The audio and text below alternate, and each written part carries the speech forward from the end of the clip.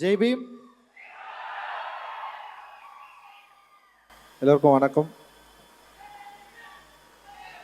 ஜெய் பீம், ஜெய் பீம்பா. ரொம்ப ரொம்ப மகிழ்ச்சியான ஒரு தருணம். அட்டகத்தியில் சிவகுமார் சார் கூட ஆரம்பித்த அந்த ஜேர்னி அண்டு ஞானவேல் சார் மூலமாக ரொம்ப ரொம்ப ஸ்ட்ராங்காக வந்து இந்த தமிழ் சினிமாவுக்கு நான் வந்து அறிமுகமானேன். ஸோ அந்த அட்டகத்தையுமே வந்து ஒரு அன்காம்ப்ரமைஸ்டு ஒர்க்கு, அதை அக்செப்ட் பண்ணிவிட்டு எனக்கு ஒரு பெரிய சப்போர்ட் கொடுத்து இவ்வளோ தூரம் கொண்டு வந்து என்னுடைய வளர்ச்சியில் மிக முக்கியமான ஒரு ஆளாக ஞானவேல் சார் இருக்கார். அவரை மறக்கக்கூடாது அப்படின்றதுக்காக உருவாக்கப்பட்டது தான் தங்கலான் அப்படின்னு நான் நினைக்கிறேன். ஏன்னா அவர் கூட நான் நிற்கணும் அப்படின்னு ஆசைப்பட்டேன். தங்கலான் படம் வந்து அவர் கூட தான் நான் சார்பட்டா முடிஞ்சதுக்கப்புறம் வந்து எனக்கு நிறைய வாய்ப்புகள் வந்தது. நிறைய பேர் வந்து படம் பண்ணலான்னு கேட்டாங்க. லைக் அந்த டைமில் வந்து நான் வந்து ஞானவேல் சார் கூட தான் நான் படம் பண்ண போகிறேன் அப்படின்னு சொல்லிட்டு நான் வந்து முடிவெடுத்தேன். அவர் கூட சேர்ந்து இருக்கணும்னு நான் அந்த தருணத்தில் நான் வந்து விருப்பப்பட்டேன்.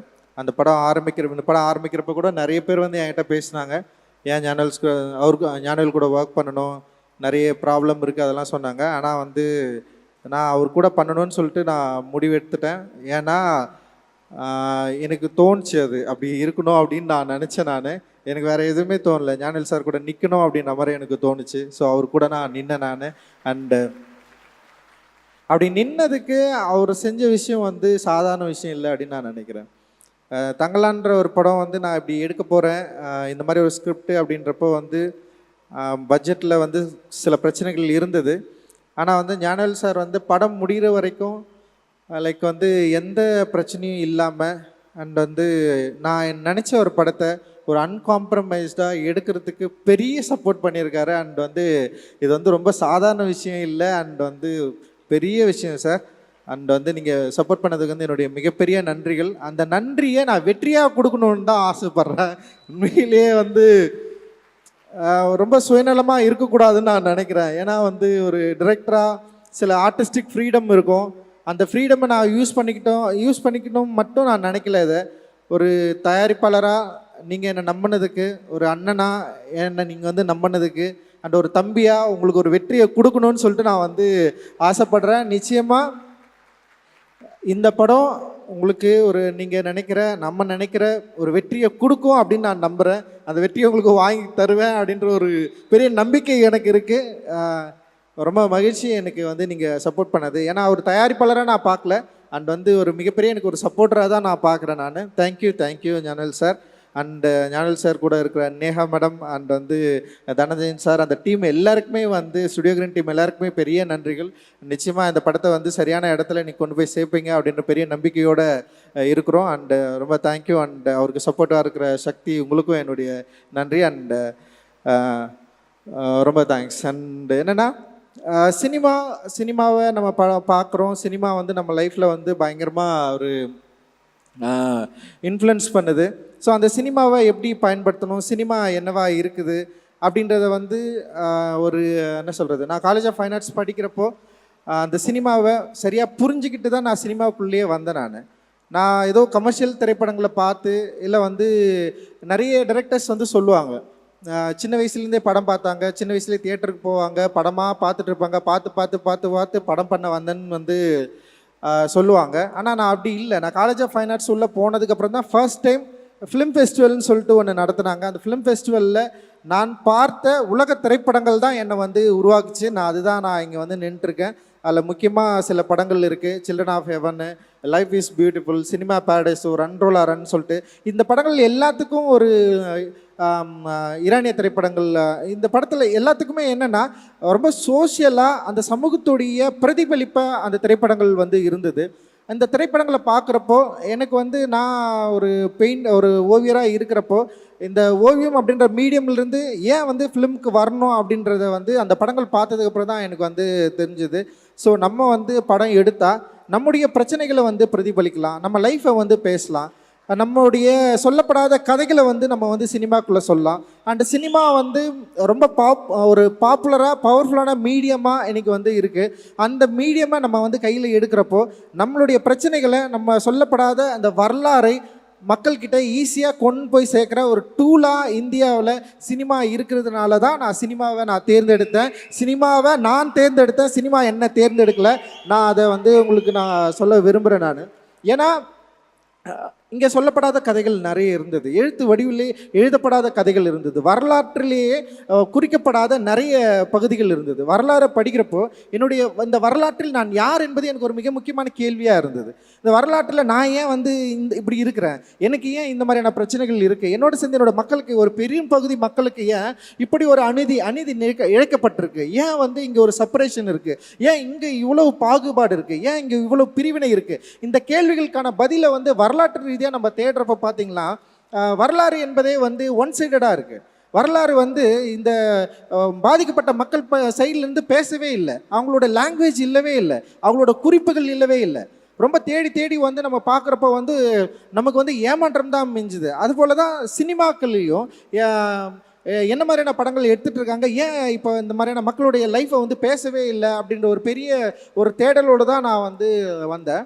குறிப்பாக வந்து பாபாசாஹேப் அம்பேத்கருடைய தீண்டப்படாதவர்கள் யாருன்னு சொல்லிட்டு ஒரு புத்தகம் இருக்குது. அந்த புத்தகத்தை படிக்கிறப்ப தான் ஒரு ஆய்வாளன், ஒரு வரலாற்று ஆய்வாளன் மறைக்கப்பட்ட வரலாறை ஏன் உருவாக்க வேண்டிய தேவை இருக்குது, வரலாறு என்பது இங்கே என்னவா இருக்குது, வெறும் வந்து வரலாறு என்பது மரபுரியாக வந்து இல்லை வந்து இங்கே ஏற்கனவே வந்து கல்வெட்டுகளில் குறிக்கப்பட்ட எழுத்துக்கள் மட்டும்தான் வரலாறா, அல்லது சொல்ல விடாமல் மறைக்கப்பட்ட வரலாறை நம்ம எப்படி வந்து திருப்பி உருவாக்கி கொடுக்கறது.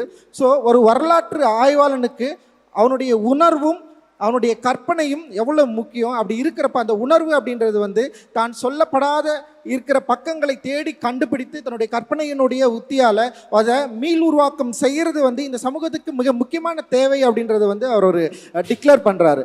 ஸோ அந்த வரலாற்றின் தேவையை என்னுடைய திரைப்படங்கள் மூலமாக நான் தேடுகிற ஒரு மாணவனாக, ஒரு வரலாற்று ஆய்வாளனாக நான் இருப்பதை வந்து நான் இங்கே வந்து உங்களுக்கு முன்னாடி நான் வந்து சொல்லிக்கிறேன். ஸோ இந்த சினிமா வெறும் வரலாற்றை தேடுவதன் மூலமே மட்டுமே முடிஞ்சிருதா அப்படின்னா அப்படி இல்லை. சினிமான்றது வந்து இங்கே வந்து ஒரு பயங்கர மெயின் ஸ்ட்ரீம் மீடியமாக இருக்குது, மக்கள்கிட்ட ரொம்ப நெருக்கமாக இருக்குது, மக்கள் ரொம்ப எமோஷ்னலாக கனெக்ட் ஆகிருக்கிறாங்க. வெறும் வரலாற்று ஆய்வோ இல்லை நம்முடைய நம்பிக்கைகளோ மட்டுமே சினிமாவில் சொன்னால் அது சக்ஸஸ்ஃபுல்லாக மாறுமா அப்படின்னு எனக்கு தெரியல. ஸோ அப்படி தான் நான் உள்ளே வந்தேன். இப்படி நம்ம வந்து ஒரு புரட்சியை பண்ணிடலாம், சினிமாக்குள்ளே வந்து நம்ம நினைக்கிற சினிமாக்குள்ளே நம்ம வந்து எடுத்துடலாம், அப்படி தான் நான் சினிமாக்குள்ளே வந்தேன். ஆனால் சினிமா வந்து அப்படியே வித்தியாசமாக இருந்தது. அதுவும் தமிழ் சினிமா போக்கு வந்து இன்னும் பயங்கர வேறுபாடாக இருந்தது, வித்தியாசமாக இருந்தது. ஸோ இங்கே வந்து நம்ம சொல்கிற கருத்துக்கள் வந்து சொல்ல முடியுமா அப்படின்ற ஒரு பயம் வந்தது. அந்த பயத்தை வந்து எனக்கு ஃபஸ்ட்டு போக்குனது வந்து என்னுடைய இயக்குனர் வெங்கட் பிரபு சார் தான். ஏன்னா வெங்கட் பிரபு சார் கிட்ட நான் ஒர்க் பண்ணுறப்போ அதோட ஃபர்ஸ்ட் மூவி சென்னை 28ன்னு ஒரு படம் எடுத்தேன். ஏன்னா அவருக்கு வந்து இந்த மாதிரியான ஐடியாஸ் எல்லாம் இல்லை. ஆனால் அந்த ஐடியா இல்லாமல் ஒரு மிக முக்கியமான சென்னையுடைய ஒரு பதிவை வந்து சென்னை 28 மூலமாக அவர் வந்து பண்ணார். அது மிகப்பெரிய வெற்றி அடைஞ்சது. அந்த வெற்றி ஈஸியாக மக்கள் கூட கனெக்ட் ஆகிற ஒரு வெற்றியாக இருந்தது. ஈஸியாக யங்ஸ்டர்ஸ் வந்து கொண்டாடினாங்க. அப்போ நான் பார்க்குறப்போ அந்த சென்னை 28 லைஃப்பும் என் லைஃப்பும் வேறு இல்லை, ரொம்ப கிட்டத்தட்ட ஒரே மாதிரியான வாழ்க்கை இருந்தது. அந்த பசங்களோட வாழ்க்கை முறையும் என் வாழ்க்கை முறையும் வேறவே இல்லை. அப்போது ஒரு கொண்டாட்டத்தை, ஒரு மகிழ்ச்சியை சொல்ல விடாத கதைகள் மூலமாக நம்ம சொல்கிறப்போ ஈஸியாக வந்து ஆடியன்ஸை நம்மளால் வந்து கனெக்ட் பண்ணிக்க முடியும் அப்படின்றத வந்து விபி சார் கிட்ட தான் நான் கற்றுக்கிட்டேன். அப்படி கற்றுக்கிட்டதுனால நான் ஏற்கனவே எழுதின சில கதைகளை விட்டு அட்டக்கத்தின்னு சொல்லிட்டு ஒரு கதையை வந்து நான் எழுதினேன். கிட்டத்தட்ட வந்து என்னுடைய லைஃப்லேருந்து நான் நிறைய எடுத்து அதை வந்து ஒரு சினிமாவாக மாற்றி எனக்கு நல்லா ஞாபகம் இருக்குது. சிவி சார்கிட்ட வந்து அந்த கதை சொல்கிறப்போ அவருக்கு பிடிச்சிருந்தாலுமே வந்து அந்த கதையை ஆரம்பிக்கிறதுல அவருக்கு நிறைய தயக்கங்கள் இருந்தது. அப்போ நானும் மோசஸும் வந்து என்ன பண்ணுறோன்னா ஒரு பெரிய லெட்டர் எழுதி அனுப்புகிறோம். அந்த லெட்ரு தான் வந்து சினிமா பண்ணுறதுக்கான ஒரு வாய்ப்பை வந்து கொடுத்தது. ஸோ அந்த லெட்டரில் வந்து என்னோடய கான்ஃபிடென்ட்டை சொன்னேன், இந்த சினிமா வந்து டெஃபினட்டாக மக்களுக்கு வந்து பிடிக்கும், நாங்கள் வந்து எங்கள் ஒரு கிரவுண்டை தான் எதிர்பார்த்துட்ருக்கோம், நாங்கள் பிளேயர்ஸ் ரெடியாக இருக்கிறோம், எங்கள் கிட்டே வந்து பால் வந்தால் டெஃபினட்டாக வந்து நாங்கள் கோல் அடிச்சிருவோம்னு சொல்லிட்டு ஒரு லெட்டர் ஒன்று எழுதி அனுப்பிச்சேன். அந்த லெட்டர் தான் வந்து அந்த படம் எடுக்கிறதுக்கான ஒரு வாய்ப்பு இருந்தது. மோசஸ் அவன் தான் எழுதினான், அதை அவனுடைய இங்கிலீஷில் எழுதினான். ஸோ வந்து அப்படி தான் நாங்கள் அந்த படம் ஆரம்பித்தோம். ஸோ அந்த படம் அட்டக்கத்தி ஆடியன்ஸ் கிட்ட கனெக்ட் ஆச்சு, அந்த லைஃப்பை வந்து அக்செப்ட் பண்ணாங்க. ஸோ அந்த லைஃப்பை அக்செப்ட் பண்ணோடனே எனக்கு ஒரு பெரிய நம்பிக்கை வந்தது. அந்த நம்பிக்கையின் மூலமாக அடுத்தது வந்து மெட்ராஸ்ன்னு ஒரு படம் பண்ணுறேன். மெட்ராஸ் படம் பண்ணுறப்போ ஃபஸ்ட்டு படத்தில் எனக்கு சில பயங்கள்லாம் இருந்தது. ஆனால் மெட்ராஸ் படம் பண்ணுறப்போ ஞானல் சார் கிட்ட சொன்னேன், இந்த படம் நிச்சயமாக ஒடுக்கப்பட்ட மக்களை பற்றி தான் நான் எடுக்கிறேன், இது வந்து ஒரு தலித் பெர்ஸ்பெக்டிவ் படம் தான், நீங்கள் இதை புரிஞ்சுக்கணும்னு சொல்லிட்டு சொல்லி புரிய வச்சு ஞானல் sir and Prabhu and Karthi sir 3 பேருக்குமே வந்து நான் வெளிப்படையாக நான் சொன்னேன். ஏன்னா அப்படி சொல்லாமல் எடுக்கிறதுனால சில பிரச்சனைகள் வரலாம். ஆனால் நான் வந்து இதுதான் இப்படி தான் ஒரு படம் எடுக்க போகிறேன், இதுதான் நான் சொன்னேன். அதை சரியாக புரிஞ்சுக்கிட்டு எனக்கு வந்து ஒரு பெரிய ஒரு கமர்ஷியலான ஒரு பெரிய வெற்றியை கொடுக்குற ஒரு மெட்ராஸ் என்ற ஒரு பெரிய ஸ்டேஜை வந்து எனக்கு வந்து ஏற்படுத்தி கொடுத்தாங்க. அப்படி தான் வந்து மெட்ராஸ் வந்து உருவாச்சு. அண்ட் வந்து அதுக்கப்புறம் வந்து கபாலி அண்ட் வந்து உங்களுக்கே தெரியும் சூப்பர் ஸ்டார் அவர்கள் மெட்ராஸ்ன்ற ஒரு படம் அவருக்கு பிடிச்சதுனால தான் என்னை கூப்பிட்டு கொடுத்தாரு. எனக்கு வந்து அவர் கூட ஒர்க் பண்ணுறதுல பயம் இருந்தது. பட் ஆனால் வந்து அவருக்கு மெட்ராஸ் ரொம்ப பிடிக்கும், என்னுடைய அரசியல் ரொம்ப பிடிக்கும். அப்படி தான் எனக்கு வந்து கபாலி கொடுத்தாரு. கபாலி வெற்றி அடைஞ்சதுனால தான் வந்து காலான்ற ஒரு படத்தை வந்து கொடுத்தாரு. அண்ட் அந்த படத்தை ஒட்டி தான் வந்து சார்பட்டா பரம்பரை. ஸோ இப்படி தான் அதுக்கப்புறம் வந்து நட்சத்திரம் நகர்கிறது அண்ட் தம்மம் இதெல்லாமே நான் வந்து ஒர்க் பண்ணேன். இது எல்லாமே என்னென்னா என்னுடைய தேடல் தான், வரலாற்றில் நான் யார் என்பதை தேடுகிற படங்களாக தான் இது எல்லாமே இருந்தது. ஸோ இப்படி